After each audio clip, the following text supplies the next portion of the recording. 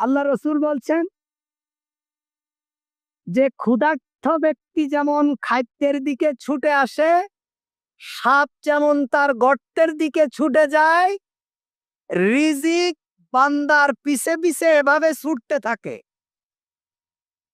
কারণ সেটা তার জন্য বরাদ্দ করা আছে। এটা শেষ হওয়ার এক মুহূর্ত আগে তিনি দুনিয়ার থেকে যাবেন না। এজন্য রিজিক তার পিছনে এভাবে ছুটতে থাকে, কখন সেটা বান্দা খাইলে তার বোঝাটা হালকা হয়ে যাবে। সুবহানাল্লাহ। সুতরাং আপনার ভাগ্যে যা আছে এটা আপনি খেয়েই মরবেন।